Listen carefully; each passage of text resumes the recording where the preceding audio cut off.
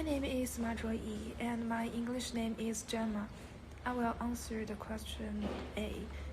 Suggestions on how to treat new members to feel that they belong to the group. The first structure is about create a psychologically safe space.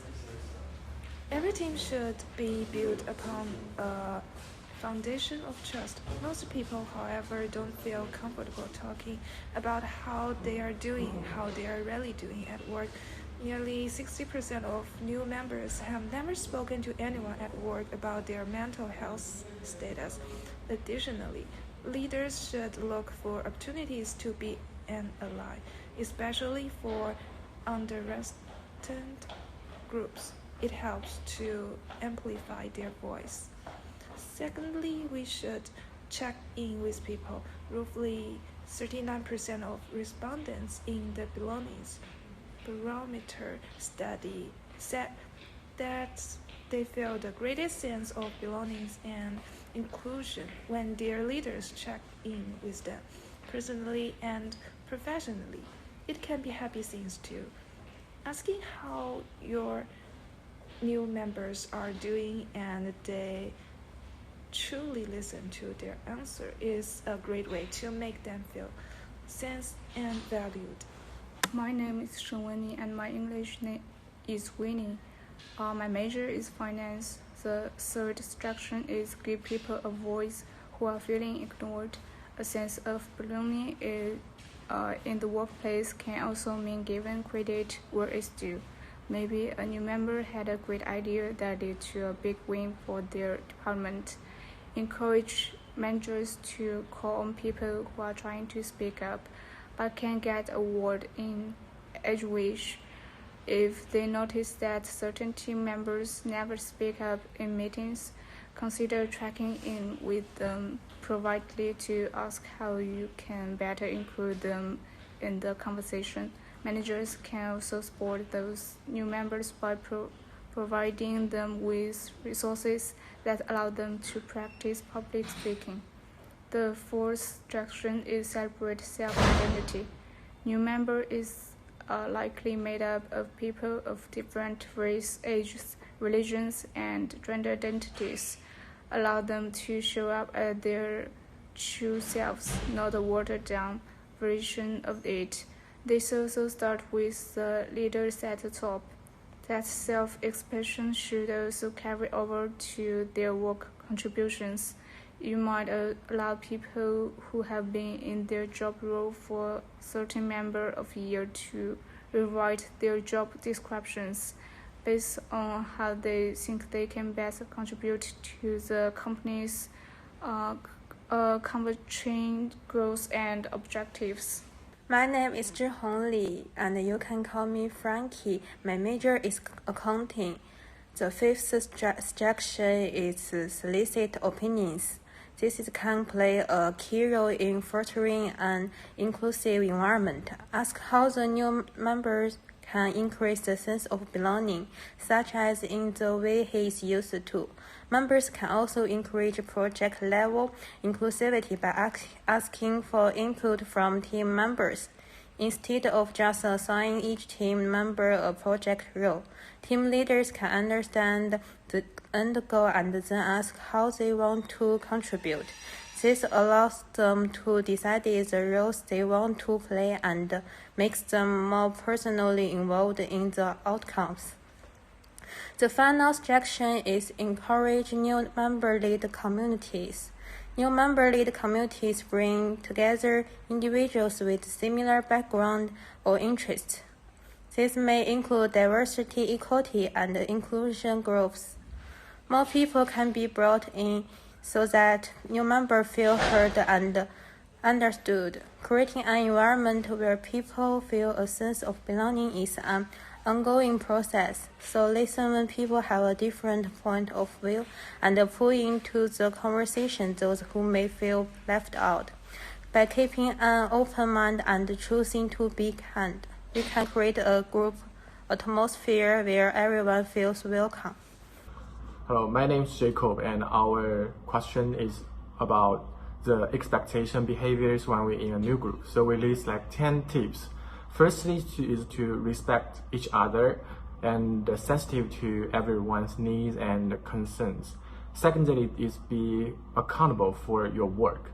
Third, be flexible about job and task assignments.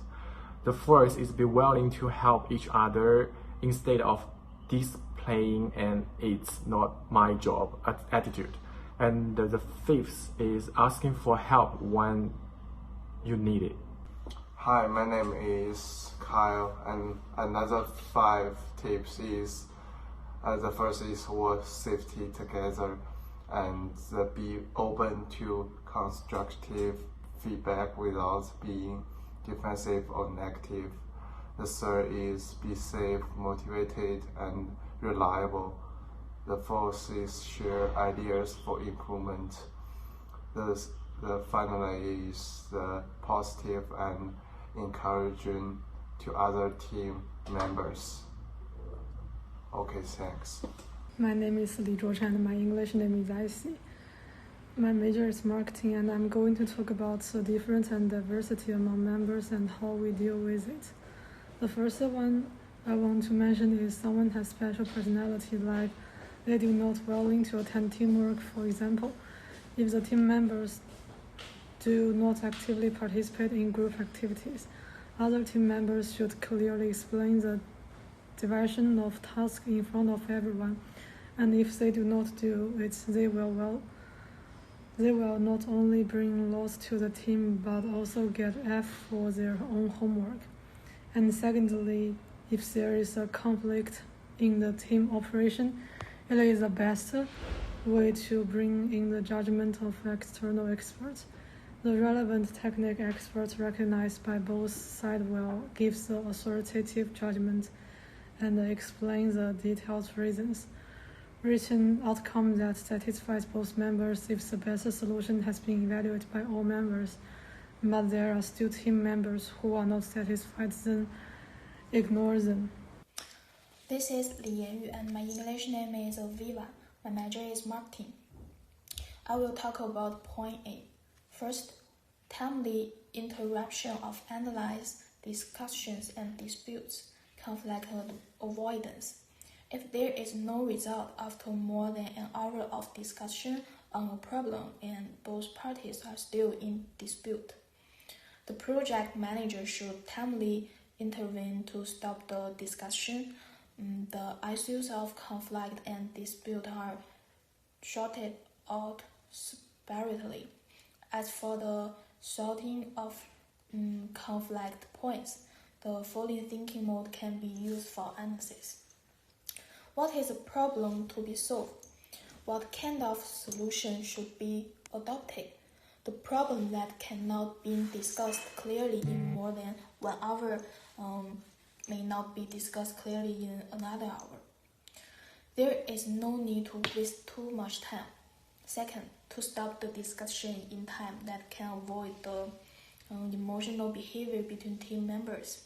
When people are excited, it's easy to appeal verbal overreaction and other behaviors. In a timely manner, the two sides mediate emotions so that the conflict and contradiction will not deepen. Hello, my name is Richard and my major is accounting. About my question, I want to share that communication must be timely.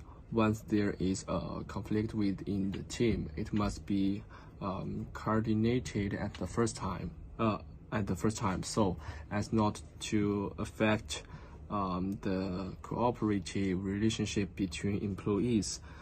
If timely communication is carried out, the influence of the divergent event will be minimized, which is better to the later work.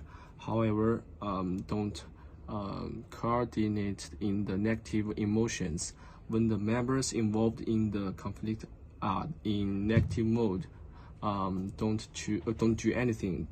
Don't coordinate with each other, because when people are in the negative mode, they tend to behave irrationally, and the most important thing to do is to get them to sort out their emotions.